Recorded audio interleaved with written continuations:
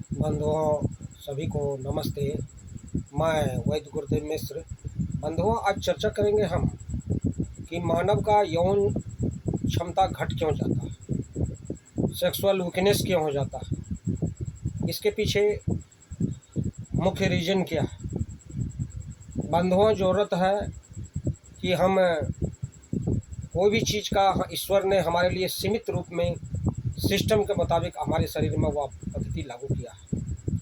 हम ना वैसा भोजन लेते हैं, ना आहार लेते हैं, ना वैसा व्यवहार करते हैं, जिसके चलते आज जो है यौन अक्षमता का मनुष्य शिकार बनते जा रहा है।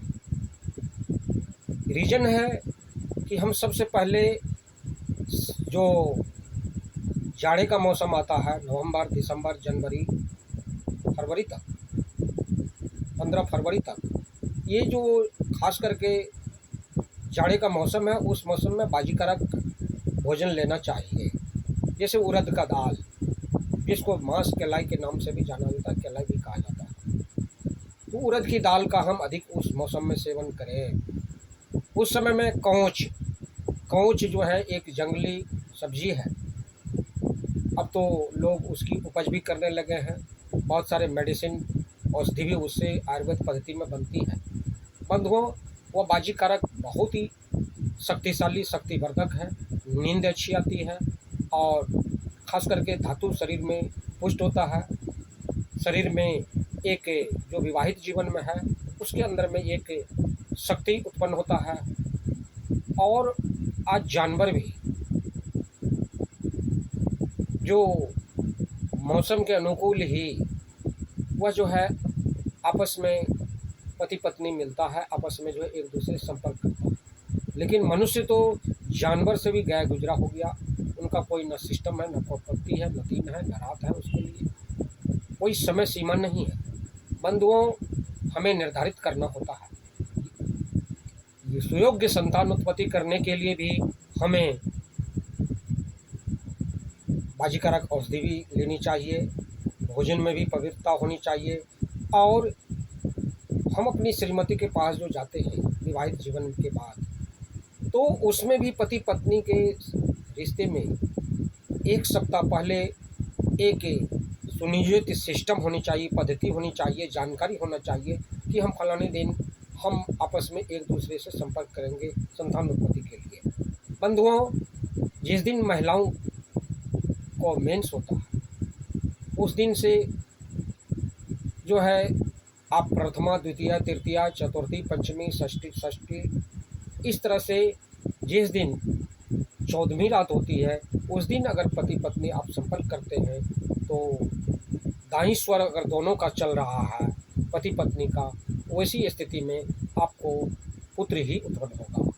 अगर 13वीं रात में आप की बाईं स्वर चल रही है, पत्नी का भी बाईं स्वर चल रही है दोनों का, तो वैसी स्थिति में दोनों का बाईं स्वर चल रहा है, 13वीं रात है, मेंस को हो गया 13 दिन, उस रात में अगर हम पति पत्नी संपर्क बनाते हैं तो निश्चित रूप से एक सुयोग्य कन्या की, लड़की की उत्पन्न होगी। बंधुओं, ज़रूरत है कि हम एक सुयोग संस्कारवान संतान उत्पन्न करें ताकि हमारा समाज में एक अच्छा समाज का निर्माण होगा, राष्ट्र का निर्माण होगा और विश्व में एक कल्याणकारी कार्य होगा। बंधुओं, ज़रूरत है कि हम उसके लिए बाजीकारक औषधि भी नियमित रूप से लें।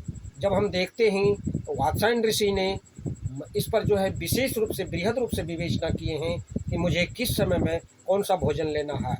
एक सप्ताह पहले पति पत्नी को आपस में बात कर लेनी चाहिए कि फलाने दिन हमको आपस में मिलन करना है संतान उत्पत्ति के लिए। तो बंधुओं, जब हमारा 3 दिन का मात्र समय बच जाता है, 3 दिन के बाद अगर हम संपर्क करेंगे पति पत्नी, उससे 3 दिन, तीसरा दिन जो हमारा है बचा हुआ है, उस दिन पति पत्नी दोनों को उपवास रहना चाहिए। उस दिन आप दिन भर पानी तो ले सकते हैं लेकिन कोई अन्य आहार नहीं कर सकते हैं। बंधुओं, उसके दूसरे दिन आपको मीठा भोजन करना चाहिए। जिस दिन हम पति पत्नी संपर्क करते हैं सूरज डूबने से पहले, उस दिन दोनों को भोजन कर लेना चाहिए। 2 थर्मस में 2-2 लीटर के थर्मस बड़ा बड़ा होना चाहिए। एक थर्मस में गुनगुना पानी, गर्म पानी रखेंगे, एक थर्मस में गुनगुना दूध रखेंगे। बंधुओं, संपर्क के बाद भी हम आपस में प्रयास करें कि हम जब भी बाथरूम जाए अपने हम जो है अगर पेशाब मार्ग को धोते हैं उस टाइम में तो गुनगुना पानी से ही हम दोनों पति पत्नी उस समय में हम गुनगुना पानी का व्यवहार करेंगे। गुनगुना पानी से ही पेशाब मार्ग की सफाई करेंगे। गुनगुना दूध पीना चाहिए उस समय में गुनगुना दूध पी करके फिर आप कुछ देर आप रेस्ट लेकर के फिर आप पति पत्नी संपर्क कर सकते हैं। बंधुओं, ज़रूरत है जब तक आपका भोजन ठीक नहीं होगा आपका स्वास्थ्य अच्छा नहीं हो सकता है, आप योग्य संतान उत्पन्न नहीं कर सकते हैं। इसीलिए ज़रूरत है कि हम भोजन में भी पर्याप्त सुधार लावें। नमक जीवन में जितना कम लें, सेंधा नमक ही खाना है। समुद्री नमक दुनिया की सबसे महागंदगी है, इसका परित्याग कर दें। और सनातन धर्मी से मैं विशेष प्रार्थना करता हूँ कि आप आयोडाइड नमक जो है बिल्कुल छोड़ दें। ये हमारे स्वास्थ्य के लिए बहुत ही विनाशक है। इससे उच्च रक्तचाप होता है, हृदय रोगी हम बनते हैं, किडनी हमारा बहुत जल्द कमज़ोर होता है, आँखों की रोशनी जाती है, सैकड़ों रोग को जन्म देता है ये समुद्री नमक। हम प्रयास करें कि सेंधा नमक का ही सेवन करें, ये हमारे स्वास्थ्य के लिए बहुत ही लाभकारी है। इससे हमारा बीपी भी संतुलित रहेगा और जिसका बीपी जीवन में संतुलित है, जिसको डायबिटीज़ नहीं है, वही व्यक्ति पति पत्नी सुखी जीवन अच्छा से आनंदमय गुजार सकता है। धन्यवाद बंधुओं। हम अपनी वाणी को विराम देने से पहले चाहेंगे कि आप हमारे चैनल को देखते हैं तो आप इसे लाइक करें, सब्सक्राइब करें, बेल आइकन बटन को ज़रूर दबाएं और कमेंट में अपना मोबाइल नंबर भी छोड़ दें, अपने विचार को लिखें। किस कंट्री से बात कर रहे हैं, किस कंट्री से आप कमेंट कर रहे हैं, अपना कंट्री का नाम लिखें। धन्यवाद, नमस्कार।